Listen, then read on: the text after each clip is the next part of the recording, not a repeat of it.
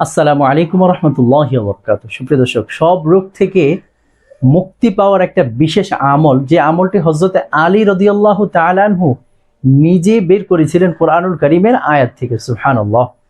হযরত আলী রাদিয়াল্লাহু তাআলা আনহু কত বড় মাপের সাহাবী ছিলেন। রাসূলুল্লাহ সাল্লাল্লাহু আলাইহি ওয়াসাল্লামের মেয়ের জামাতা ছিলেন, আপনারা জানেন। এবং হযরত আলী রাদিয়াল্লাহু তাআলা আনহু কিন্তু মুসলিম জাহানের ৪র্থ নম্বরের খলিফাও ছিলেন। আল্লাহু আকবার। তো এই হযরত আলী রাদিয়াল্লাহু তাআলা আনহু সূরা নিসার যে ৪ নম্বর আয়াত, অর্থাৎ এই আয়াতের সারাংশটা হচ্ছে আল্লাহ রাব্বুল আলামিন স্ত্রীর মোহরানা নিয়ে এই আয়াতের মধ্যে আলোচনা করেছেন আর কি। তো এর থেকে আছে ফাকুলু হানি আম মারিআ, অর্থাৎ তারা যদি সেটা ফিরিয়ে দেয়, আপনি মোহর স্ত্রীকে দেওয়ার পর, অথবা আপনি যদি স্ত্রী হয়ে থাকেন তাহলে আপনিও শুনুন, কাজে লাগবে। কারণ স্বামী স্ত্রী দুজনে মিলেই আমলটি করতে হয় আর কি। একজন করবে, বাকি দুজনে জানা থাকতে হয়।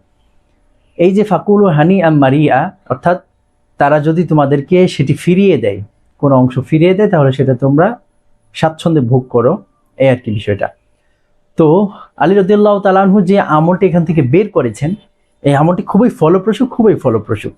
যে কোনো রোগ হোক, আপনার যে কোনো ধরনের রোগ হোক, এই আমলটি যদি আপনি করেন, অথবা অন্য কাউকে আপনি আমল করে আপনি তাকে শুধু পানি পড়া খাওয়ান, ইনশাআল্লাহ সে সুস্থ হয়ে যাবে, কোনো সন্দেহ নেই ইনশাআল্লাহ। আল্লাহ পাক রব্বুল আলামিন যদি হায়াত রেখে থাকেন তাহলে অবশ্যই সে সুস্থ হয়ে যাবে।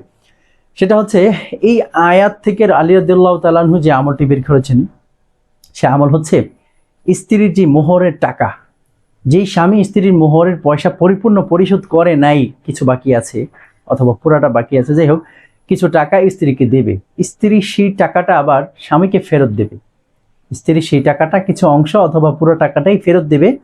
ওই টাকাটা দিয়ে মধু কিনে আনবে, ওই টাকাটা দিয়ে মধু কিনে আনবে, এবং সেই মধুর সাথে বৃষ্টির পানি মিশিয়ে যে কোনো রোগীকে খাওয়ালে ইনশাআল্লাহ রোগী সুস্থ হয়ে যাবে। সুবহানাল্লাহ।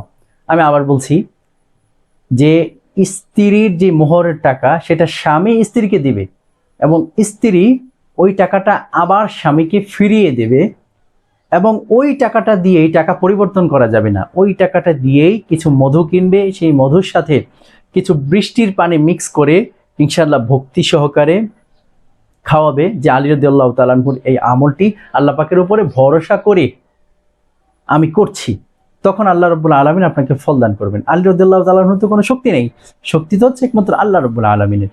আল্লাহ রাব্বুল আলামিন আপনাকে শেফা দান করবেন। ঠিক আছে, এই ঈমানটা নিয়ে, এই বিশ্বাস ইয়াকিন নিয়ে ইনশাআল্লাহ, যেহেতু আলী রাদিয়াল্লাহু তাআলা আনহু একজন বড় মাপের সাহাবী ছিলেন, সে তো কোনো ছোটখাটো আমল কি বলে না জেনে কিছু করবেন না বা বলবেন না, তাই না? তো ইনশাআল্লাহ এই আমলটি আপনি করেন, দেখেন ইনশাআল্লাহ আল্লাহ আপনাকে শেফা দান করবেন। আসসালামু আলাইকুম ওয়া রাহমাতুল্লাহি ওয়া বারাকাতুহু।